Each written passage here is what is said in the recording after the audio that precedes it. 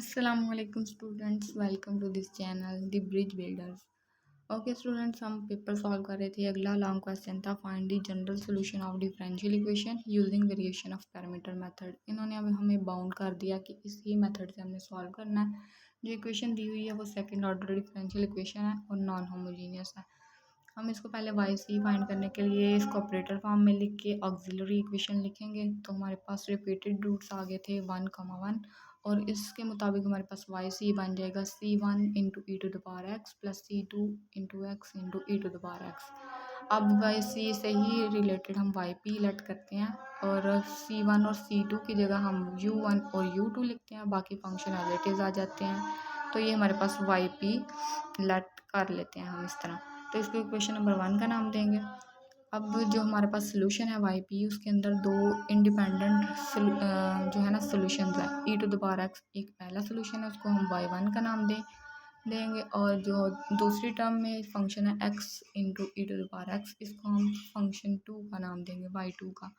तो अब हमें चाहिए u1 और u2 की वैल्यू, जो कि इक्वेशन नंबर 1 में एंटर करेंगे तो हमारे पास वाई पी एग्जैक्ट फॉर्म में आ जाएगा, यानी कि जो हमें चाहिए।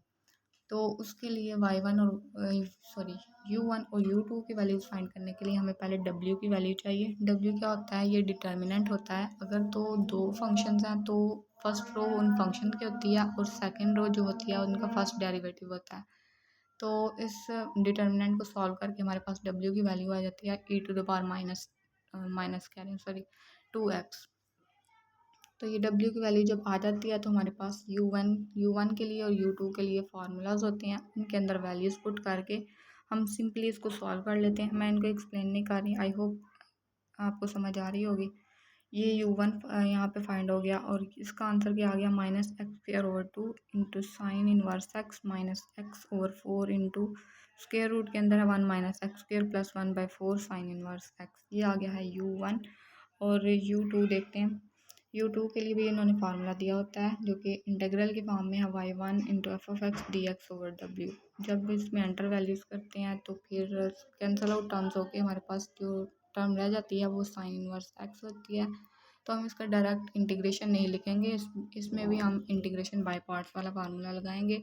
तो हमारे पास जो रिक्वायर्ड आंसर है u2 का वो भी आ जाएगा। तो हम u1 और u2 जब फाइंड आउट हो जाए तो उनकी वैल्यूज़ जो है वो yp में एंटर करके हमारे पास yp की वैल्यू आ गई 1/4 e to the power x into, ये कॉमन है बाकी तीनों टर्म से, और उसके अंदर है 2x² sine inverse x plus 3x into square root 1 - x² plus sine inverse x।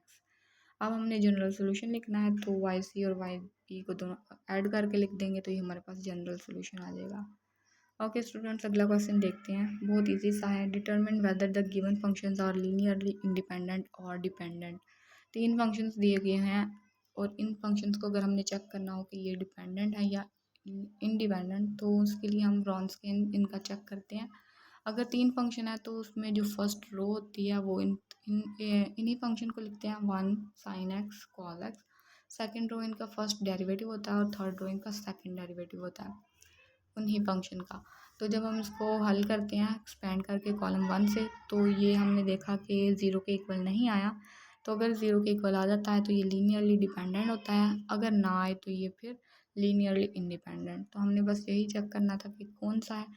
तो ये हो गया सॉल्व। ओके स्टूडेंट्स, उम्मीद है आपको समझ आई होगी।